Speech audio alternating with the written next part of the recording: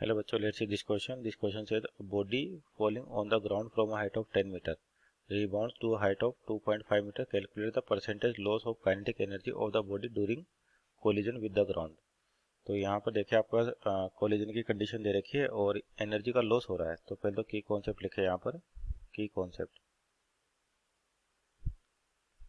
तो आपका जो एनर्जी का लॉस होता है बेसिकली होता है आपके पास प्लास्टिक कोलिजन। और यहाँ पर देखिए आपके पास जो बात कर रखी है हाइट 2.5 मीटर है, इसका मतलब बॉल के पास पूरी एनर्जी लॉस नहीं होती, कुछ एनर्जी इसके पास होगी जिसकी वजह से रिबाउंड कर जाता है। तो इसको अपन कह सकते हैं पार्शियल इलास्टिक कोलिजन या partial plastic collision. Partial elastic collision, elastic है चाहे पार्शियल प्लास्टिक है, आपके पास एक ही बात होती है, यानी कि पूरी एनर्जी का लॉस नहीं हो रहा। अगर ये कंप्लीट इलास्टिक होता, कंप्लीट प्लास्टिक होता तो आपके पास एनर्जी लॉस क्या होता 100%, यानी कि वेलोसिटी जीरो होती। तो ये पार्शियल इलास्टिक या प्लास्टिक कोलिजन है आपके पास। तो यहाँ पर जो दे रखा है उसके अकॉर्डिंग देखें कि जैसे बॉल है आपके पास और कितने हाइट से गिरी है, 10 मीटर की हाइट से नीचे की ओर आ रही है 10 मीटर। तो टकराने से जस्ट पहले इसकी वेलोसिटी निकाले अपने पास, और एक्सेलेरेशन किसके बराबर होगा, जी के बराबर होगा, और वो भी वर्टिकल डाउनवर्ड। तो ये जो टकराने से जस्ट पहले मान लो वेलोसिटी बोलते हैं v1, तो इसकी वैल्यू आती है √2gh,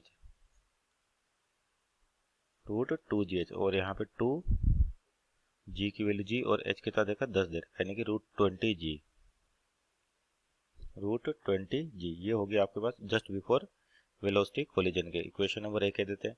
और कोलिजन के बाद हो क्या रहा है कि बॉल आपके पास रिबाउंड हो रही है और कितनी हाइट तक जा रही है, 2.5 मीटर तक। इसका मतलब यहाँ पे फिर से फाइनल वेलोसिटी क्या हो जाएगी, बॉल की जीरो हो जाएगी।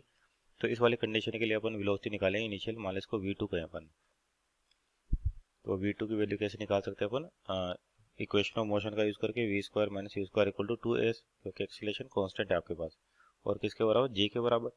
तो फाइनल वेलोसिटी तो क्या हो जाएगी यहाँ पे जीरो हो जाएगी। इनिशियल को अपने v2 माना हो तो v2² और बराबर 2a, a की वैल्यू -g के बराबर और हाइट कितनी 2.5।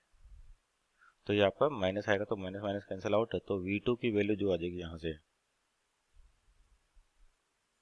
ये आ जाएगी 2.5 × 2 यानी कि 5g।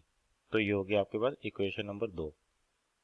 और यहाँ पे पूछा percentage loss of kinetic energy. अगर अपने पास वेलोसिटी है तो क्या इनिशियल भी निकाल सकते हैं अपन। Initial kinetic energy half mv², half mv², v² का मतलब 20g, आपका अंडर रूट कैंसिल आउट हो जाएगा। तो ये होगी इनिशियल, मान लीजिए इक्वेशन नंबर 3। उसी तरह से फाइनल काइनेटिक एनर्जी निकाले अपन यहाँ से, हाफ mv², हाफ mv², और अंडर रूट है तो ये भी कितना हो जाएगा 5g हो जाएगा। इसको बोल देते हैं इक्वेशन नंबर 4। अब अपने को निकालना परसेंटेज लॉस। तो आपका जो परसेंटेज लॉस है वो कैसे लिखा जाएगा, के इनिशियल माइनस के फाइनल डिवाइड बाय के इनिशियल। तो के इनिशियल कितना आपका हाफ mv² और v की वैल्यू 20g, और फाइनल कितना था हाफ mv² यानी कि 5g divide by initial kinetic energy, यानी कि half m into 20g into 100। अगर परसेंटेज लिखे तो क्या आएगा इंटू 100।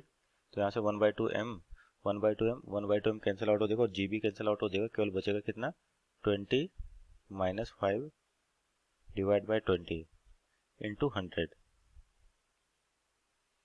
तो ये से कितने 5 टाइम चल जाएगा आपके पास, और 25 15 यानी कि 15 × 5 यानी कि 75 आपके पास परसेंट, यानी कि इतनी एनर्जी का आपके पास लॉस हो जाएगा। तो यानी कि परसेंटेज लॉस कितना है काइनेटिक एनर्जी का, 75%। Hope you understood well, best of luck.